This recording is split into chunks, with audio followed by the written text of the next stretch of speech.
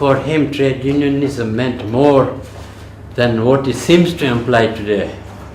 And one of his great significance was linking up trade union work with something which we'll look at in a minute. Now, this was in 1935. If you can imagine a society where the strongest power in the world, equivalent probably to the USA today, controlling a whole colonial and so-called empire, how do you struggle against an institution like that? But anyway, this is what Makhan Singh and others tried to do, and his method was through the trade union movement, working with the working class people. I think what is easily forgotten is the issue around class. Colonialism worked through classes. It created a new class to be its torchbearers, who are still around us today. But Makhan Singh was on the other side, working with the workers. And he was elected the secretary of the Indian Trade Union. I think, again, it's important to recognize that strikes and working class struggles did not start with Makhan Singh. I think in his book he talks about the very first strike in 1898 or something like that, the Railway Workers Union. Workers were on strike. So strike and worker organizations have been there throughout the colonial period. But Makhan Singh directed in a particular way, he laid the foundation of a radical movement. But he was active right from 35 onwards. Now you can imagine, even today, to go on strike, the teachers or whoever find it difficult to survive without wages. And in those days, to think that the workers went on strike for 62 days, how did they survive?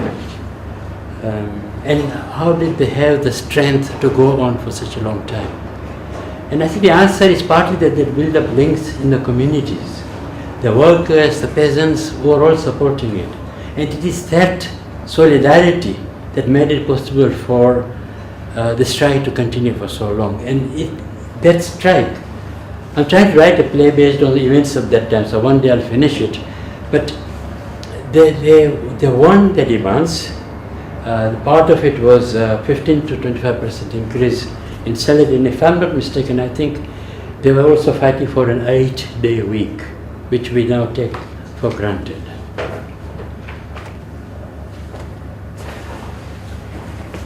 Strike in a situation like that had, I think, an almost electrifying impact in the country.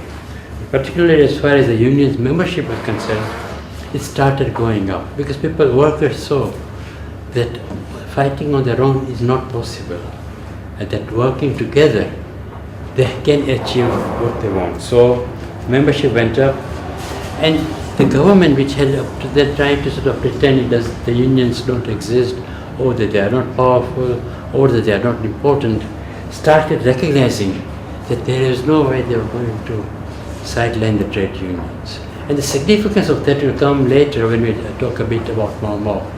That if unions are now accepted as an institution in a country, that has implications for how the history develops later. So the Trade Union Ordinance was passed in 1937, and the union was registered in 1937. By 1948, 16 trade unions affiliated to Labour Trade Union of East Africa with a membership of 10,000 workers. Now it's a huge number, and 1948 is really just after the war. You can imagine the power that the union had in those days. And the other side of the power was the weakness of the colonial setup, that they could not suppress the trade union movement with all their, resources from around the world. In a sense, he was forced to go to India, but there he studied working class conditions and trade unionism. So he wasn't there to sort of go and start a business and start importing or exporting, things. He was a serious activist. He started working with the workers and understanding the trade union movement. He was active in India's freedom struggle, and he addressed mass meetings of 30,000 Bombay workers and strikers in 1939, and attended the Indian National Congress as an African delegate. But we come back to Kenya. In 1947 he is back, and sort of some of the things he was interested in or involved in was thinking about some of the issues facing first the South Asian community. And he was, that community has been and was divided among castes and races and I don't know, all sorts of different bits and pieces. But he was talking about sort of having a united front of workers from the South Asian communities, and if we sort of advocated unity among South Asians, but not only amongst themselves, a little group sitting marginalized in the corner. He was very much that their group should work with the Africans for democratic advance. He fought to establish a democratic government with equal franchise and adult suffrage. 1947, nobody would have thought that even possible.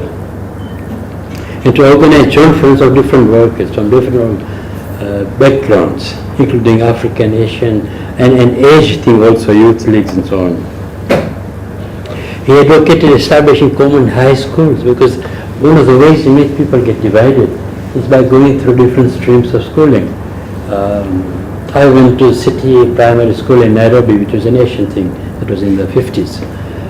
But what he was advocating was common schools where communities can learn from each other, and also the importance of Kiswahili as the language.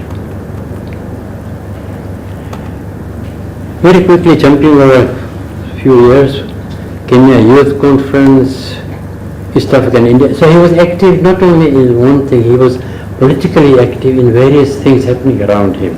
And in 1949, he and Fred Kubai organized the East African Trade Union Congress with Fred Kubai as the Secretary General. Again, Fred Kubai, Bilkat Kagia, and a lot of other people have been marginalized in Kenyan history. And I think the crucial sort of a date comes in 1950, 23rd April. He called for complete independence for East Africa, not just Kenya, for East Africa at a mass meeting of Kenya African Union and East African Indian National Congress. So already here you see the different communities working together, but it was the first time that anybody talked about complete independence. And that was something that the colonial authorities found, I think, terrible. And I think somewhere I wrote that by saying that he embarrassed lots of sort of so-called political leaders also, that none of them had dared to talk about independence. And of course, the consequences were to follow. You don't make a statement like that in a mass meeting where there are hundreds of people, and you don't sort of get away with it, where the colonial authorities see the threat of what that one statement stands for. Not only the statement, but what Makhan Singh himself represented. The accusation against him was that Makhan Singh published articles in the press. I think press and Makhan Singh are very important in the importance of communication. And in fact, communication from the working class, from the workers, how do you communicate? And the trade unions in those days did not have the internet and so on. So they would sort of have people on bicycles ringing bells in various residences and saying, oh, there is a meeting taking place, or distributing printed handbills. Because there was no radio station they could use, there was no newspapers they could use. They devised their own system of communication. Disseminated pamphlets and repeatedly addressed, now this was accusation, talking not only to the Asian communities, but to the African communities, which was dangerous. That secret plans were being hatched to take over African land.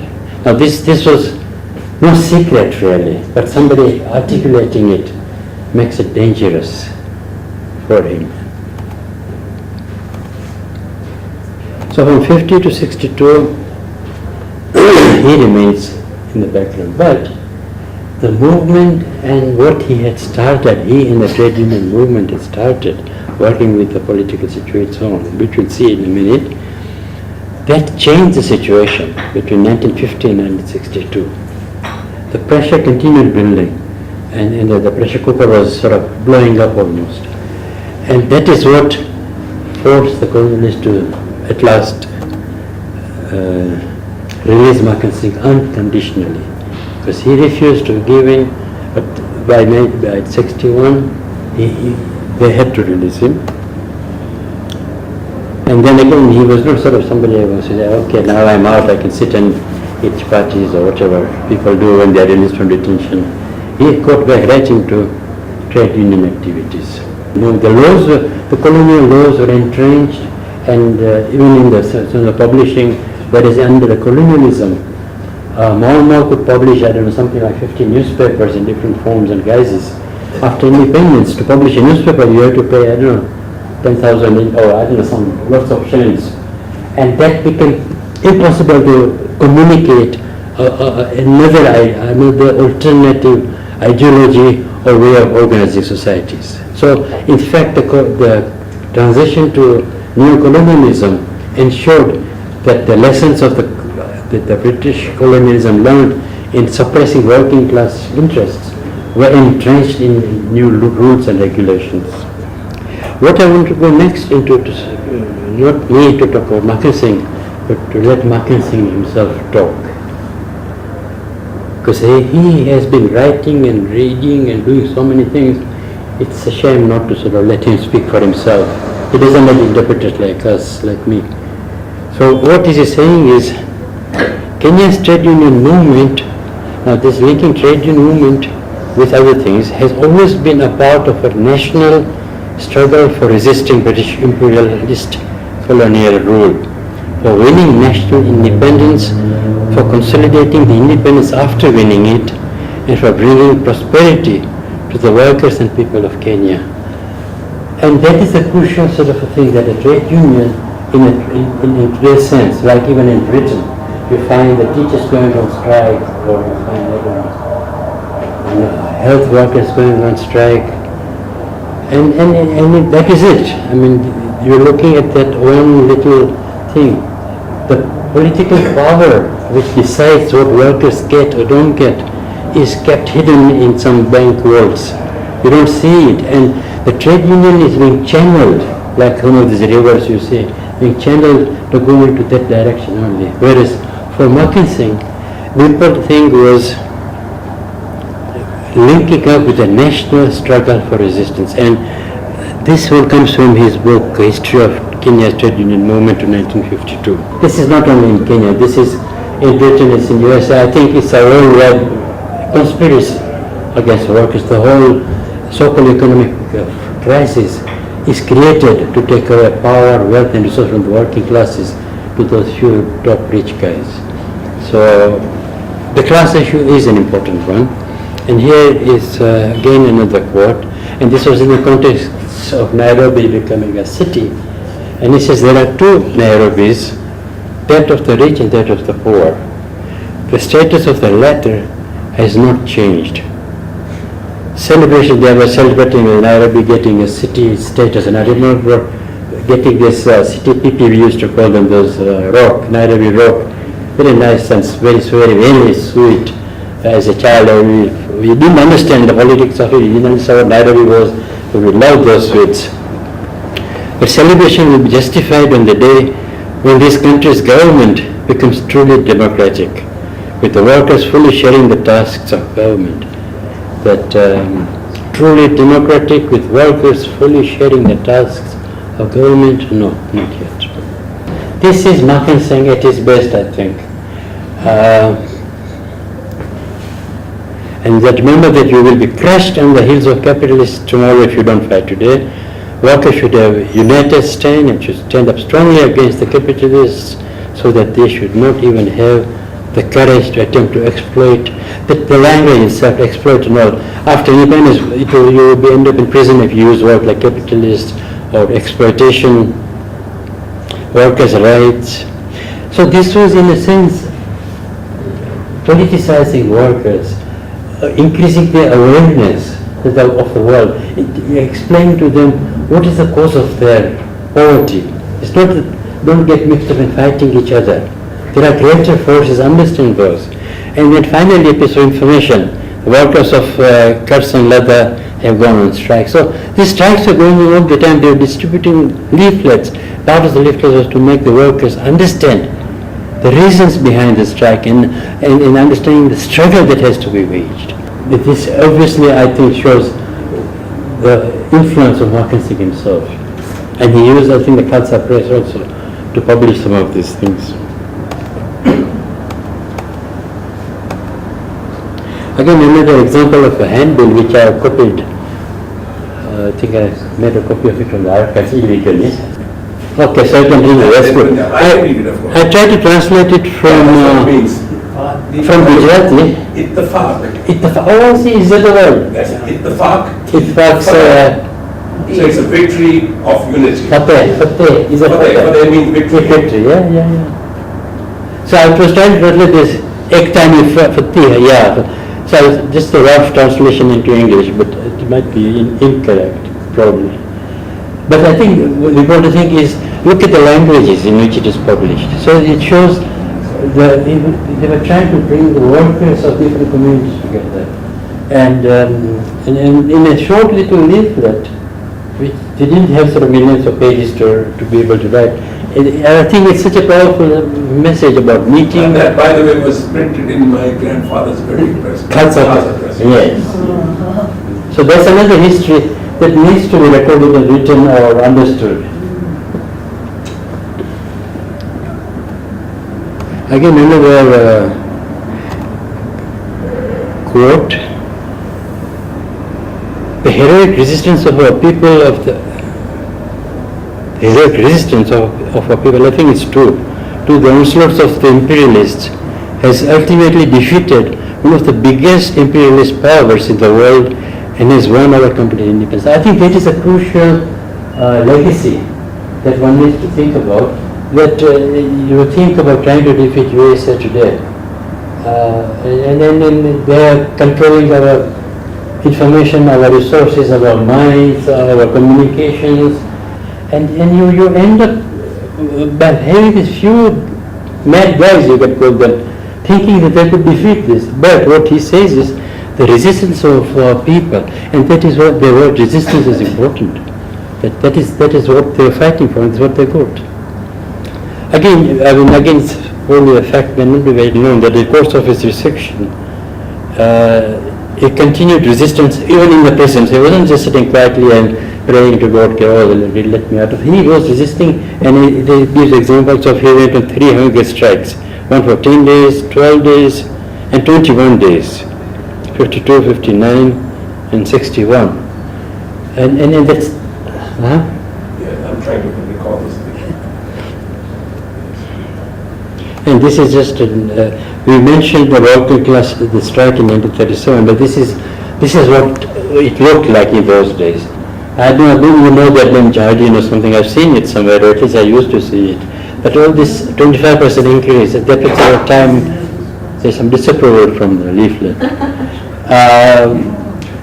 This scary sort of keeping an eye on them. And this, if you look at them, they sort of think our workers are can be, I don't know what they are, and look sort of very weak and powerless kind of a thing, wearing dhotis or whatever they're wearing, and yet there was power in that.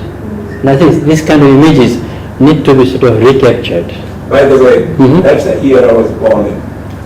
37. Oh, well. So the strike started. I see any of them. That's all. When you have been born, your father was organizing this. Probably.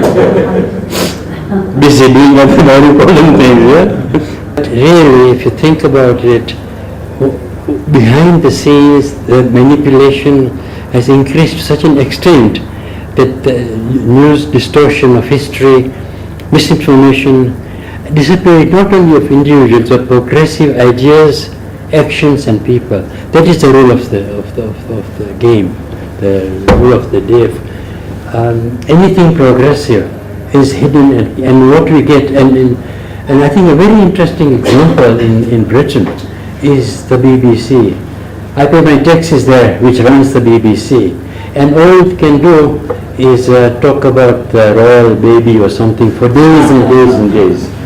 All it can do, and this was something I read recently somewhere, that it gave a fact, so-called fact, that Mugabe has killed 10,000 people during, I think, last elections or something. So that misinterpretation, the whole wars being waged in Iraq with weapons of mass destruction, where are they?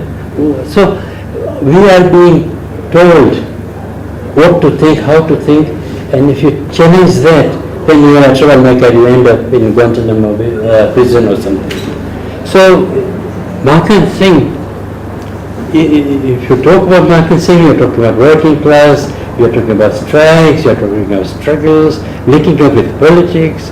Oh no, that can't be allowed. So forget about his history. And that rule, that the way it is done, it's not just them sitting in London and New York and Paris. It's in Nairobi also. That separation takes place. Who decides on syllabus in universities and schools? Who decides what to be taught to our children? It is nobody. They make it advisor from all over the world, but ultimately it's a political decision made by so-called leaders in Kenya.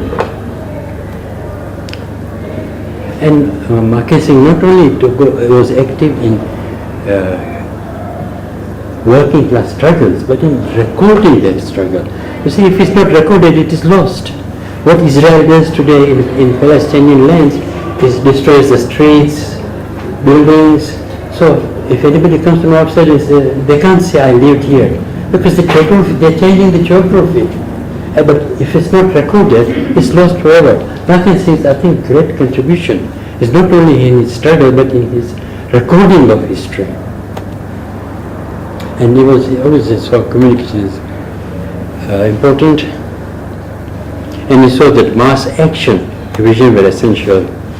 And that Makhan Singh's example was too dangerous, and it still is too dangerous, to imperialism, hence suppress him. He was marginalized when he came out of detention. They could not physically kill him, or maybe they could, I don't know, they didn't.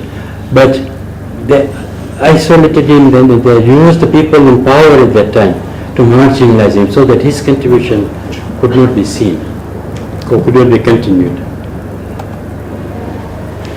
And what imperialism wanted was to divide people into tribal units. It wanted resistance to be disorganized, leaderless and without an ideology, to separate trade unions from the freedom struggle, obscure class struggle, to create strife among working people.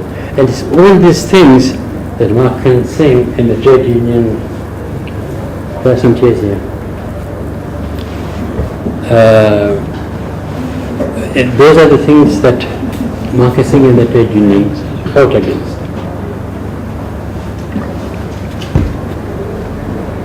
So the question was, why do we not know more about it? Some of the reasons. Now the crucial thing was linking economic and political struggles. And I'll quote a few people. This one is from Fred Kubai, from the foreword to his book, Makhan Singh's own book. And he says some people believe the trade unions in those days were not trade unions at all, because they were politically formed. Politics is a dirty word here, and not confined to industrial collective bargaining. And that was the very strength of the trade unions in those days, and that is what Makhan Singh ensured was at the center of it. That not just fighting these local little battles. This one is again from same